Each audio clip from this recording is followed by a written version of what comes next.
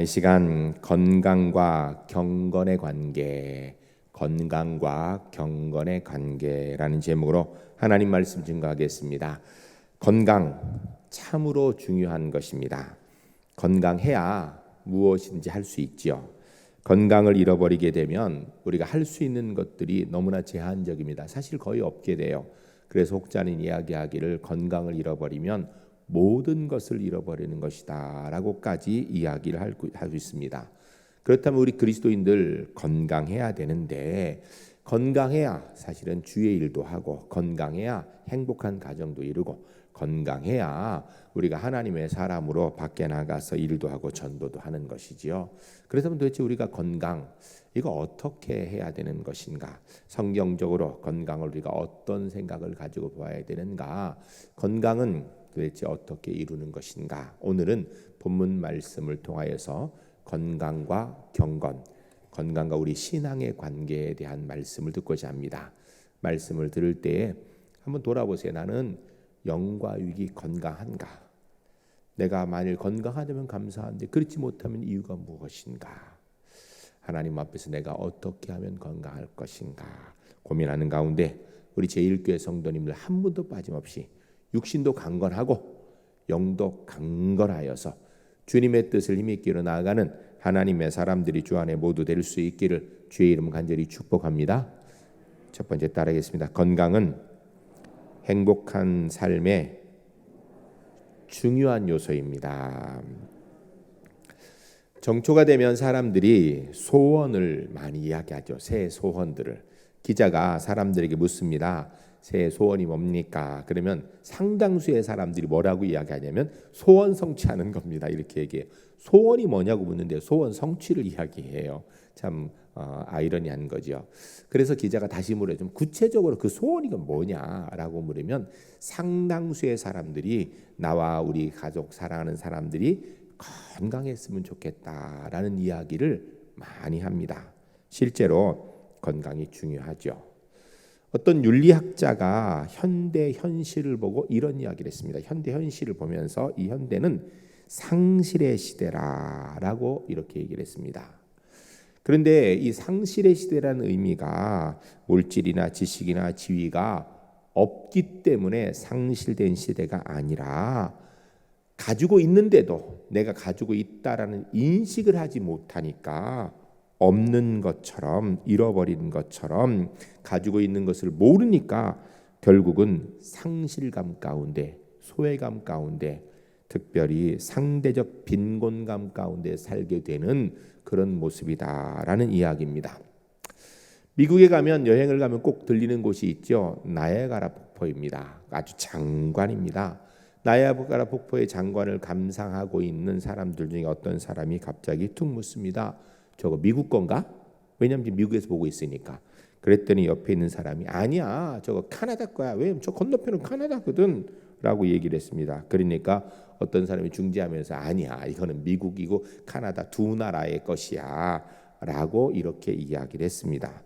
이야기를 듣는 한 사람이 쐐기를 딱 박았어요. 아니야, 이건 하나님의 것이야. 그리고 지금 내가 보고 있으니까 이건 내 거지 라고 얘기를 했습니다. 여러분, 별거 아닌 이야기 같은데요. 실제로 우리가 이 땅의 삶을 살아가면서 내가 누리고 있는데도, 내가 가지고 마음껏 사용하고 있는데도 내 것인 줄 몰라요. 그래서 없다라고 생각해요. 꼭 내 이름 석자가 박혀 있어야만 내 것인 줄 알아요. 내가 쓰고 있으면 내 것이죠.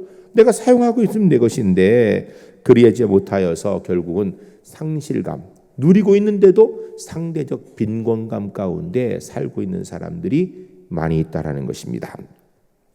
실존주의 철학가이고 작가인 까뮤가 이런 현대인들에 대해서 이렇게 얘기를 했습니다.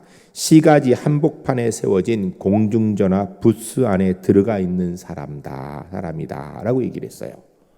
그러니까 현대인들이 세상에 많은 것들을 가지고 누리고 있는데도 실제로 자기는 공중전화 부스 안에 갇혀 있어가지고 그 안에 것만 내 것이라고 생각하고 그것만 쳐다보고 그리고 밖을 쳐다보면서 상실감을 가지고 살고 있다는 것입니다. 넓은 세상을 등지고 부스 안에 스스로 갇혀있는 의식 속에 사는 상대적 빈곤감, 박탈감 가운데 살고 있다는 것이죠. 여러분, 건강은 굉장히 중요한 것입니다. 건강하면 여유가 있습니다. 건강만 해도 우리가 사실은 사회에 공헌하는 것 50%는 하는 거예요.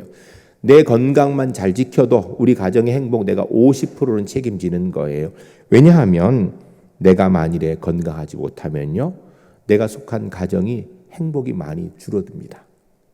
내가 건강하지 못하면 내가 속한 공동체 사회에요, 내가 제대로 공헌할 수가 없어요. 오히려 그것이 어려움이 되게 됩니다. 병이 들게 되면 병든 사람만 힘든 게 아니거든요. 식구들도 힘들어요. 그 공동체 사람들 힘들거든요. 그렇기 때문에 사실은 내 몸만 건강해도 내가 내 속한 공동체 사회에 50%는 봉사하는 셈이다라고 해도 틀리지 않는 것입니다. 건강한 사람은 이것도 먹을 수 있고 저것도 먹을 수 있어요. 건강한 사람은 차가운 것도 먹고 뜨거운 것도 먹습니다. 건강한 사람은 여기서 자도 괜찮고 저기서 자도 괜찮아요. 그런데 건강하지 못한 사람, 약한 사람은요, 가는 감기 걸리고 오는 감기 걸리거든요. 어쩌다 찬바람 한번 스치면은 콜록콜록 기침하면서 많이 어렵습니다. 툭하면 이렇게 몸이 아프니까 자연스럽게 신경질적에 짜증이 날 수밖에 없지요.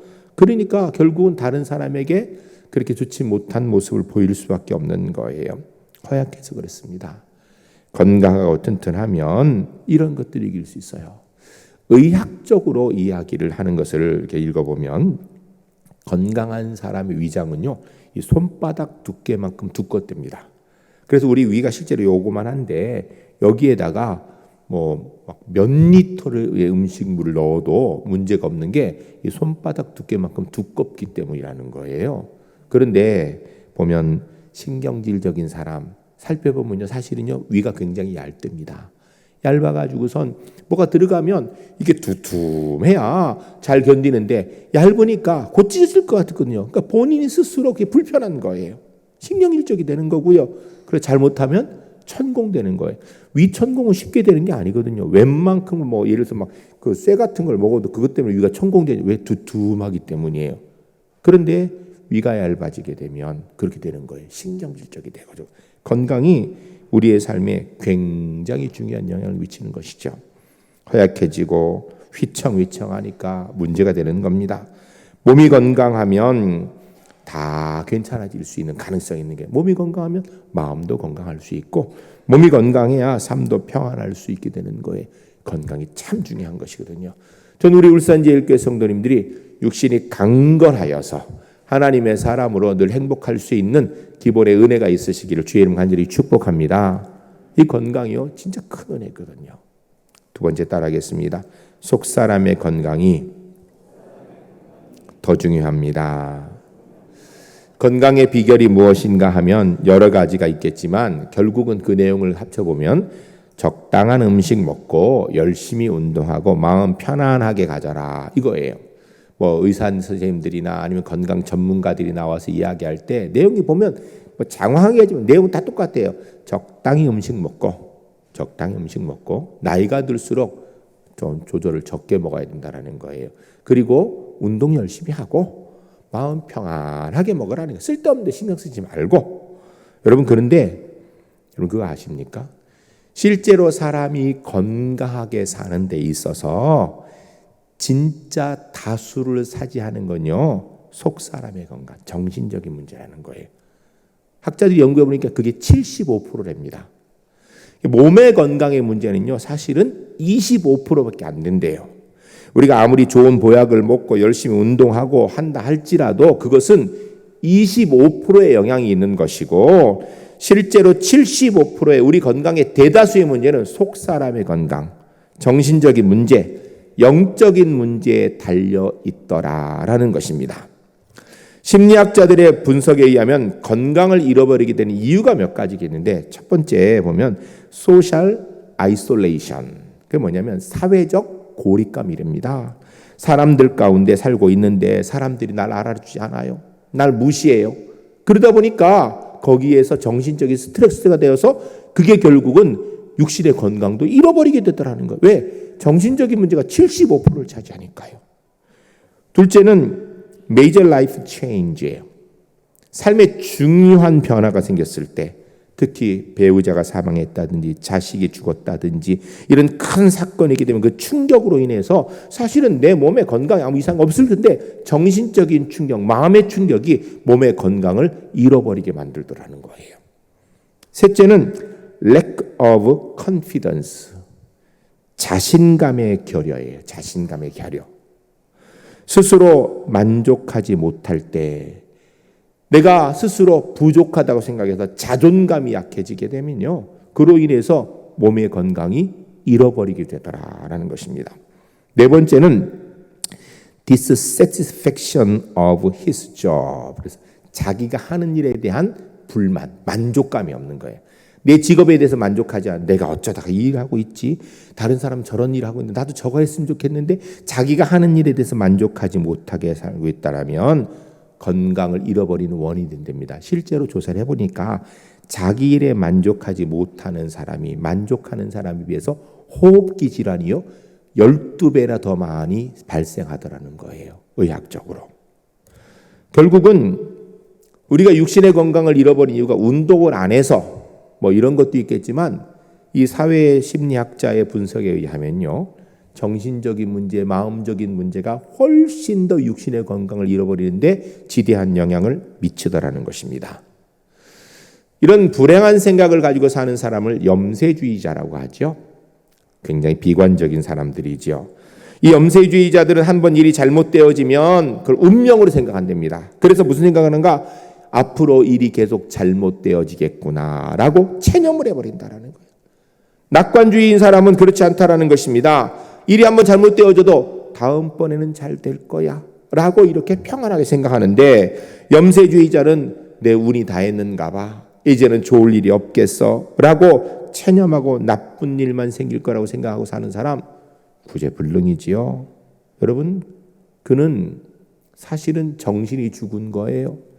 건강 당연히 잃어버리는 수순으로 밟고 가는 것입니다. 여러분, 우리 그리스도인은 염세주의자입니까? 낙관주의자입니까? 여러분, 우리는요, 염세주의도 아니고 낙관주의가 믿음의 사람이지요. 예수 그리스도 안에서 소망을 가지고 사는 사람들이에요.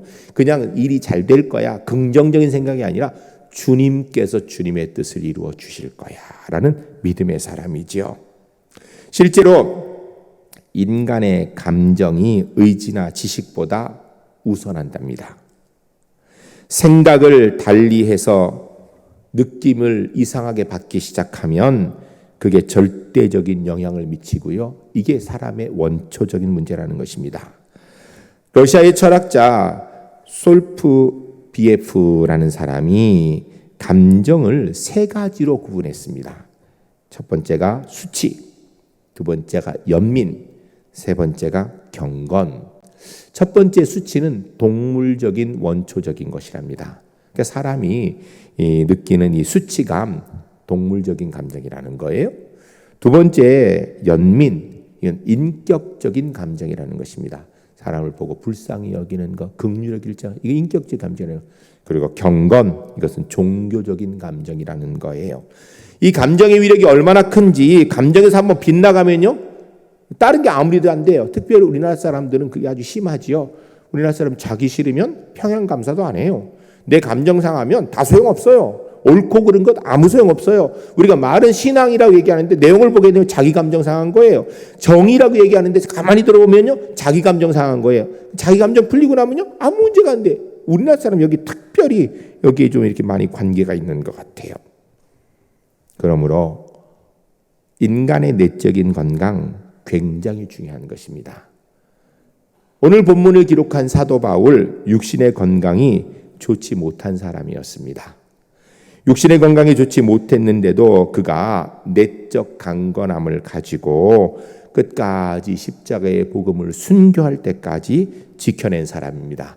이 사도 바울이 에베소 교회를 향하여 기도한 내용이 바로 오늘 본문 우리가 읽은 내용이에요.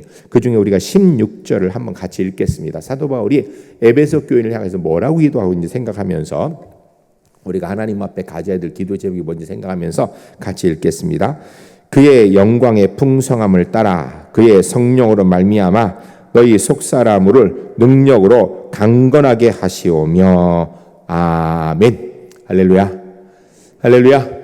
우리 울산 제1교회 성도님들, 사도 바울이 에베소 성도들 향하여서 기도하고 있는 이 기도의 내용이 우리 제1교회 성도님들의 기도가 될 수 있기를 주의 이름 간절히 축복합니다. 뭘 위해서 기도하는가? 너희의 속사람의 강건함을 위하여서 간구한다라고 이야기하고 있습니다. 속사람이 건강해야 된다는 거예요. 세계보건기구 WHO에서 건강의 정의를 이렇게 이야기했습니다. Health is the state of physical well-being이라고 했습니다. physical well-being, 이게 헬스, 건강이라는 거예요. 피지컬 웰빙 하니까 우리가 몸에 그냥 건강 이렇게 생각해요. 그게 아니고 이 웰빙이라는 단어는요, 상태가 양호함을 이야기하는 거예요. 단순하게 병들지 않은 것을 이야기하는 것이 아니라 사회적, 정신적 건강함이 포함되어 있는 것입니다. 영적으로 건강해야 정신적으로 건강하고, 정신으로 건강해야 육신도 따라 건강할 수 있는 것입니다. 사람은 육신의 겉사람의 건강보다 속사람의 건강이 훨씬 더 중요한 것이에요. 육신의 건강을 위해서 우리가 기도하고 애쓰는 것 나쁜 거 아닙니다. 우리가 운동도 하고, 그리고 육신이 병들지 않도록 건강하게 해주세요 기도하는 거 나쁜 거 아니죠. 그리고 병이 들면 고쳐주세요 기도하는 거 좋은 일이에요. 그런데 문제는 우리가 육신의 건강을 위해서 신경 쓰고 애는 쓰는데 정작 우리 속사람의 건강을 위해서 애를 쓰고 있습니까? 우리 속사람의 건강을 위해서 기도합니까? 기도할 때 하나님 건강하게 해주세요라는 기도하는데 진짜 우리 속사람이, 우리 영이 건강하고 내 마음이 건강하게 해달라고 하나님 앞에 기도해요? 근데 사도 바울은 뭐라 기도하고 있는가? 너희 속사람의 능력, 속사람을 능력으로 강건하게 하셨고, 이게 사도 바울의 기도였어요. 저는 우리 제1교회 성도님들 육신도 강건하기를 주의 이름 간절히 축복합니다. 육신의 강건을 위해서 애쓰는 것 정말 효과가 있기를 주의 이름 간절히 축복합니다. 그런데 여기다 한 가지 더 해야 돼요. 아니, 이게 더 중요해요. 속사람의 강건을 위해서 꼭 기도하시기를 주의 이름 간절히 축복합니다. 오늘 이후로요, 기도하실 때마다 주님, 마음이 평안하고 정신이 건강하고 영이 강건하게 하여 주시옵소서. 기도하시고 그 일을 위해서 애쓰셔서 속사람의 강건함을 이룬 우리 제1교회 하나님의 사람들이 주 안에 모두 될 수 있기를 주의 이름 간절히 축복합니다. 세 번째 따라하겠습니다. 예수님이 계셔야 속사람이 건강해집니다. 아브라함 헤셀이라는 학자가 이렇게 얘기했어요. To be is blessing. 한국어로 뭐냐면 산다는 것이 복입니다. 축복입니다. 이어서 하는 얘기가 To live is holy. 산다는 것은 거룩한 것이다. 합친 무슨 뜻인가? 거룩함과 경건함 속에 진정한 건강이 있다라는 것입니다. 속사람이 강건해야, 속사람이 거룩해 해야, 그래야 건강이 육신에게 있다라는 거예요. 속사람의 강건함에 대해서 강조한 내용의 본문이죠. 아까 16절 읽었는데 우리 다시 한번 읽겠습니다. 기도하는 마음으로 16절 다시 읽겠습니다. 그의 영광의 풍성함을 따라 그의 성령으로 말미암아 너희 속사람을 능력으로 강건하게 하시오며. 아멘. 속사람이 우리가 하나님 앞에 강건함을 받아 누려야 되는데 이것이 어떻게 이루어지는 건가? 본문에 보니까 성령으로 말미암아 그랬어요. 성령으로 말미암아 너희 속사람을 능력으로 강건하게 하시니까, 속사람에 우리가 강건해지는 방법이 뭔가? 성령 하나님으로 인하여서라는 거예요. 성령은 내적 건강을 이루시는 분입니다. 신약 성경의 성령의 충만함은 늘 언제든 내적 건강함, 내적 강건함, 신앙의 강건함을 이룹니다. 베드로는 주님을 3년이나 따라다녔습니다. 그는 수제자라는 이름도 받았고요, 열심도 있었고 울뚝불뚝한 사람이었어요. 그런데 사실은 그가 이렇게 열심을 보고 이렇게 강하게 보이는 이유가 자기의 연약함을 감추기 위한 것인지 모르겠어요. 왜냐하면 실제로 그는 예수님의 이적도 경험했고 열심히 주님을 3년에 따라다녔지만 결정적인 순간에 예수님이 십자가에 달릴 때에 모른다고 3번이나 부인했습니다. 저주까지 하고선 결국은 도망가 버렸어요. 그런 베드로가 성령이 충만해지고 나니까 달라졌어요. 용기가 생겼습니다. 그 전에 성령 하나님과 관계 없을 때에는 그가 비겁한 사람이었지만 속사람이 성령으로 충만하고 나니까 그가 강건해졌다라는 것입니다. 예수님이 십자가에 달리실 때 죽을까봐, 자기가 피해가 올까봐 3번이나 부인하고 도망갔던 사람이 수많은 사람 앞에서 설교하여서 3,000명이나 주님께로 돌아오는 구원의 역사를 이루는 사람이에요. 그러니까 최소한 3,000명 넘는 사람 앞에 설교를 했다는 이야기예요. 그것도 자기가 죽을까봐 도망갔던 예수님 이야기를 사람들 앞에서 3,000명이나 넘는 사람 앞에서 얘기하더라는 것입니다. 아마 듣는 사람 중에 그랬을 거예요. 저 사람 얼마 전에 그 예수 때문에 죽는다고 도망갔던 사람 아니야? 라고도 얘기했을 거예요. 그랬는데 그런 비난의 이야기도 사도 베드로가 전혀 개의치 않고 예수님에 대해서 오히려 그래 맞다고, 나는 예수님 부인했던 사람이라고. 그런데 보니까 그게 아니더라고. 거기에 생명의 길이 있다라고 담대하게 증거하더라는 것입니다. 초대교회의 모습에서 성령은요, 바로 신령한 용기, 영적 건강의 영이셨던 거예요. 사도 바울에게도 동일하죠.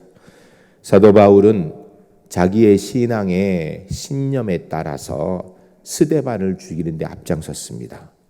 다메섹으로 예수 믿는 사람들을 잡으러 갔던 사람이에요. 그런데 그 다메섹에서 예수님 만나고 나서 성령 충만해지니까 그가 핍박했던 예수 그리스도를 전하는 사람이 되었어요. 사도 바울에게 있어서 심각한 문제가 사실 2가지가 있어요. 하나는 육신에 찌르는 가시라 그래요. 그 가시가 얼마나 힘들었는지 그것을 떠나가기를 3번이나 기도했는데도 하나님 들어주지 않으셨군요. 어쨌든 그가 그 심각한 문제였어요. 또 한 가지 뭐였는가? 자기가 복음을 전해야 되는데 사람들이 저 사람 스데반을 죽일 때 앞장섰던 사람 아니야? 다메섹으로 예수 믿는 사람 잡아갔던 사람 아니야? 라고 얘기하는 거였어요. 그런 비난에도 사도 바울이 흔들리지 아니하고 복음을 전할 수 있는 힘은 바로 성령 하나님이었습니다.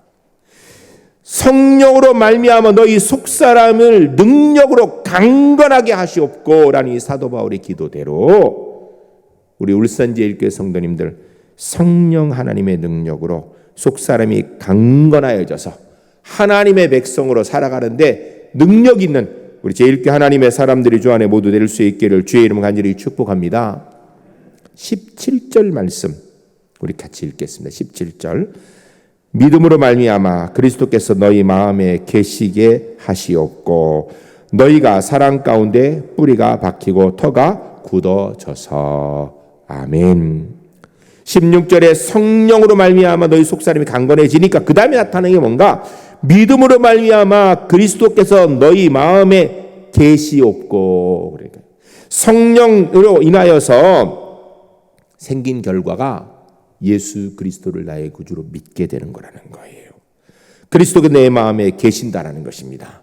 그런데 성경 안에서 마음에 계신다라는 단어가 2가지 종류가 있습니다. 첫 번째는 파로이케오라는 단어입니다. 파로이케오는 천막을 치다 그런 뜻이에요. 그러니까 잠시 잠깐 있다라는 거예요. 천막은 영원히 살라는 게 아니죠. 잠깐 있는 거예요. 또 다른 단어는 카로이케오라는 게 있어요. 파로이케오는 천막을 치다인데 이 카토이케오라는 단어는요, 영구히 거하다 이런 뜻이에요. 오늘 본문에서 그리스도께서 너희 마음에 계시옵고 이거는요 카토이케오예요. 파로이케오가 아니라 잠시 천막 치고 계신 것이 아니라 영원히 함께 계신다라는 것입니다. 성령 하나님으로 인하여서 예수 그리스도께서 우리의 마음에 영원히 계신다는 얘기는 바로 예수님이 우리의 삶의 주인이시고 목적이시고 내 삶을 주도하시고 그분이 나를 다스리는 사람이 되어지는 것, 이럴 때 우리가 강건해지는 하나님의 사람이 된다는 것입니다. 영적인 건강 이렇게 이루어진다는 거예요. 이 영적인 건강 우리 모두가 기본적으로 가진 줄로 믿습니다. 여러분, 우리가 성령 하나님의 어떤 능력적인 부분, 현상적인 부분은 사람마다 조금씩 다를 수 있어요. 그러나 우리가 이 자리에 예수 그리스도를 나의 구주로 믿는 하나님의 사람이 된 것, 성령께서 우리의 마음에 이미 주인이 되셔서 우리가 예수 믿고 구원 얻어 이 자리에 있는 줄로 믿습니다. 이건 우리가 다 했어요. 다 했어요. 그런데 여러분, 이거 아셔야 됩니다. 17절에 믿음으로 말미암아 그리스도께서 너희 마음에 계시게 하시옵고, 이 얘기를 예수 안 믿는 에베소 사람에게 했을까요? 예수 믿는 에베소 사람에게 했을까요? 예수 믿는 사람에게 한 거죠. 아니, 그럼 이미 예수 믿는데 예수 믿는 그들에게 왜 또 이런 얘기를 할까요? 다시 예수 믿으라는 얘기인가요? 아니에요. 예수를 믿긴 믿는데 예수 그리스도를 나의 구주로 삼아서 그분이 나의 삶의 중심이 되어서 내가 그분을 따라서 살고 있는지, 아니면 예수를 믿는데 예수님과 관계없는 삶을 살고 있는지에 대한 문제예요. 에베소 성도님들이 예수를 믿었으니까 이제는 예수 믿는 그 믿음으로 예수님을 나의 삶의 중심으로 모시고 그 삶을 이루어가 살아야 된다는 거예요. 그래서 이어 이야기하는 게 뭐예요? 내 믿음으로 말미암아 그리스도께 너희 마음에 계시게 하시옵고, 그 다음에 뭐라 그래요? 너희가 사랑 가운데 뿌리가 박히고 터가 굳어져서라고 이야기합니다. 그러니까 예수 믿었으니까 이제는 예수 그리스도의 사랑에 깊이 뿌리가 박히고 거기에 굳어져 살아야 된다는 것입니다. 한마디로 예수님의 사랑에 깊이 들어가고 그 사랑의 은혜까지 충만하고 그 사랑의 은혜를 이 땅에서 마음껏 누리고 보여주는 삶이 되어야 된다는 거예요. 에리 프롬이라는 사람이 사랑을 이렇게 정의했습니다. 내가 사랑받음이 나도 사랑한다. 이것은 미숙한 사랑이라는 거예요. 내가 사랑받으니까 나도 사랑한다. 우리나라 사람들 그렇게 많이 얘기해요. 사랑받지 못한 이유가 사랑받지 못해서 그렇다고. 사랑받았기 때문에 사랑한다. 참 좋은 얘기인데요. 이 미숙한 사랑이라는 거예요. 또 다른 거는 당신은 내게 필요해. 그런 거로 나는 당신을 사랑해. 이것도 원초적인 미숙한 사랑이라는 거예요. 이기적인 사랑이죠. 내게 필요하니까 내가 당신 사랑해. 엄마 아빠 내게 필요하니까 내가 엄마 아빠 사랑해. 내가 내 친구 내게 필요하니까 내 친구들을 사랑해. 원초적인 사랑인데 사실 미숙한 사랑이라는 거예요. 그럼 진짜 제대로 된 사랑은 뭔가?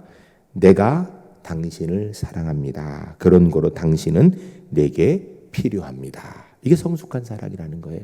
근데 이 사랑이 사실은요, 하나님의 사랑이죠. 내가 당신을 사랑합니다. 그러므로 나는 당신이 필요합니다. 여러분, 예수님께서 우리를 위해 십자가 지신 이유는요, 바로 하나님 우리를 사랑하시기 때문이에요. 그래서 우리가 필요하신 거예요. 그래서 우리에게 구원의 은혜를 주신 거예요. 전 우리 울산 제1교회 성도님들이 이 주님의 사랑의 은혜가 깊어지는 은혜가 있으시기를 주의 이름 간절히 축복합니다. 그러면 어떻게 사랑해야 되는가? 18절 19절에서 이렇게 얘기합니다. 같이 한번 읽겠습니다.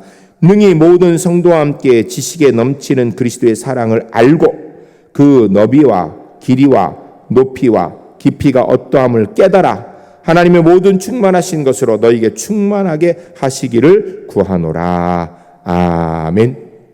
하나님의 사랑에 대해서 우리가 알고 깊이 들어가서 그래야 그 사랑에 충만하게 살아야 된다는 것이죠. 그러니까 우리의 삶이 예수님의 사랑으로 그냥 가득한 삶이 되어야 된다는 거예요. 그러니까 에베소 교회의 사람들에게 속사람이 강건해진다 얘기하는 이 핵심 내용은 뭔가? 예수님을 모르니까 믿으라는 게 아니라 이미 믿어요. 예수 믿고 있는 에베소 교인들이 예수를 믿는데 문제는 그 사랑에 깊이 들어가지 못하니까, 그 사랑을 삶 가운데 경험하지 못하니까 속사람이 허약하더라는 거예요. 구원은 받긴 받았는데 맥없다라는 거예요. 여러분, 오늘 한국교회 문제가 뭐지요? 우리 한국교회가요, 신앙에 예수 그리스도를 믿어야 되는 것을 강조를 많이 해서 많이 믿어요. 좋습니다. 믿는 건 너무나 귀한 일이에요. 이 자리에 있는 우리 성도님들 예수 그리스도를 나의 구주로 믿는 하나님의 사람인 줄로 믿습니다. 귀한 일입니다. 근데 문제는 우리가 이제는 주님의 사랑에 깊이 들어가서 그로 인하여서 그 사랑의 깊이와 넓이와 정말 그 은혜를 충만하게 경험해야 되는데 그걸 잘 못하고 있다는 거예요. 예수님 믿고 예수님의 사랑으로 사는 게 아니라 자기 노력으로 살아. 예수는 믿었어요. 그래 교인이에요. 그런데 내 직장에서 내 삶의 현장에서 예수님의 사랑은 눈에 씻고 봐도 없어. 주님의 사랑이 충만해야 내가 다른 사람을 참아줄 수 있거든요. 주님의 사랑이 충만해야 내가 어떤 상황에도 감사할 수 있거든요. 십자가의 사랑의 은혜가 충만해야 내가 다른 사람을 감싸 안을 수 있는데 그걸 잘 못하고 있다는 거예요. 우리가 예수를 믿는데 속사람이 건강하지는 못하는 거예요. 전 우리 제일교회 성도님들이 예수 믿었으니 이제 예수 믿는 사람으로 속사람이 강건해지기 위하여서 주님의 사랑의 은혜에 깊어져서 십자가의 은혜를 기억하기 때문에 감사하고, 십자가의 은혜를 기억하니까 다른 사람을 참아주고, 십자가의 은혜를 기억하니까 다른 사람 감싸줄 수 있는 그런 건강한 하나님의 사람으로 승리할 수 있기를 주의 이름 간절히 축복합니다. 여러분 앞으로 기도하실 때마다 꼭 이렇게 기도했어요. 주님, 속사람이 강건해지게 하옵소서. 기도하시고 속사람의 강건을 이루는 하나님의 사람 되시기를 주의 이름 간절히 축복합니다. 함께 기도하겠습니다.